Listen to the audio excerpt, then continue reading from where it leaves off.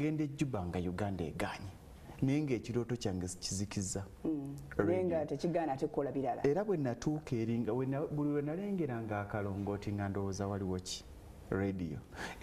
ekirooto kyo kitandika okuyita nga buli we nengeranga bonaga nti omuyimbi buli walaba ebbala ayagala kuyimbirawo paka ntuuka ngenda ku Capital Radio South Sudan. I don't know bekyali nayo banyima kati olutalo lugwawo wanali maze okukola connections wano bakapalaga abaani Martin olutalo lutuuka 2013 nze ndi ku siini wennyini buli kimu nkiraba kye nasaba nga waakiri bampeeyo omukisa nga nze sijja ku mpewo naye nga nkuba essimu nga nti kuba NTV nze Ssentongo Frederick Lugonvu waneerwengo nga mpulira kikola ki kimmala kati olutalo bwe luggwawo njogera ne Martin muga nti ebintu bye mwogerako nze mbirimu munzikiriza okuba wanga amawulire of course it was a yes nga buli omu ayagala okumanya what's happening in South Sudan ntandika obbawa everything ntandika obbawa buli kimu Metro Martin Segawa oyo naye munnamasaka yanyingiza radio naye nga sinagenda Juba era najja ne mulaba era omulimu ne gubula ne mukulu Happy Kebani kati ntandika okuweereza amawulire nga nsinzirawa South Sudan bwe nfuna omukisa okufuluma nkomewo kubanga loota lwasigala luyinda bwe nadda nagamba byenkoze mbikoze nange munsasule mu mutima gwange nga nzija ku Metro nga mulaba nga mugama wange muganda wange yenza abadde akuba essimu abadde akubaweereza amawulire naye nziruseeyo siina kenkola ki kenina ne bwe munanteeka mu reporting oba kinja kukola ki nja kukola Martin Siga wankwata ntwali ewamu ennyinaze Hasfa Namuli. I love that lady. Hasfa Namuli yalinga managing ye editor amugamba ono ye mwana abadde atuwa amawulire g'Ejjuba nsanyusa okulaba ayagala mulimu tumutandikirizzaawa nti wali wennyini wabadde ku reporting era bagamba osobola osoma amawulire nti bampa empapula ngenda luli byonna gye nakola nga bazimpanga tebampuliriza ku luno bampa empapula ngenda kalenzi kalungi kati kakkanyamu ku speed nga bashepinga already ayina somewhere watandikira bagamba on Monday ojja kutandika okujja ogende mu field yona osaka amawulire like that nete tugenda kukusasula musaala mugenda kumpaki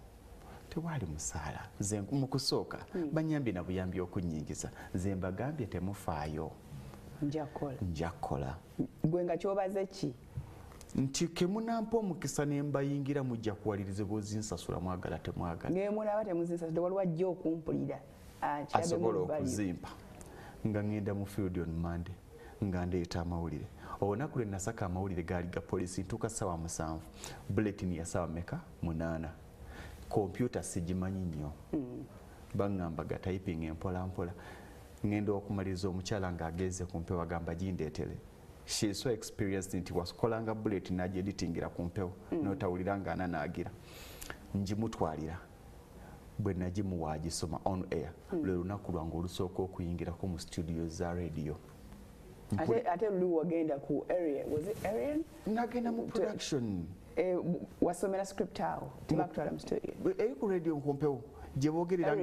Arian bantwala mu ka production gye boogerera ng'ebyo byoyogera wano byebifuluma tebantwalayo kati okuyingira nga byeyogera byebifuluma ntandikira awo njimutwalira bwe nagimuwa bwe yagisoma bwe yakomawo nambuuza obadde okolerawa konze mbadde Juba nambuuza nga tunagenda Juba wakolerangawa konze tewali naye tebampa Mwawilo wali ogenze wali oyitayo buyitizi nayitangamu nga buli lempirira ebizindalo nga nti mumpe kakisa ne batakampa nangamba this guy is good tandika okukola mpola mpola tofaayo ojja genda kati mumanyira ojja genda oyiga mpola mpola ekyo kibaawo Monday ku Friday tutuuka walingawo programu yali ngaaga wiiki aŋŋamba banno bayingidde genda olabe bwe bakola otuulewo obutuuzi okole ki olabe owulirize bwe beeyisa mu studio nga nyingira kwaliko Kabuye Ronald Ambrose Kyabasinga right now bali Buyindi yaliko ku CBS n'afulumamu Ambrose Kyabasinga nga ya hostinga ntuula nze nkole ki mbalabe nga bansaaliza nkimanyi byeboogera byebikola ki byebifuluma laba bwamalayo bonna Ambrose aga nti olunaku olwaleero twegatiddwako ate munafe agenda kuba atubuuzaako atubuulire nga sobola muga nti nze nzize buzikola ki kubeeramu ne bakampeereza akazindawo nange nenkasika nembyogera nenkomawo neetonde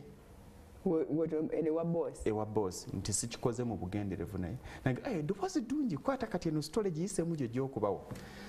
That's how I started ogenda on air like that.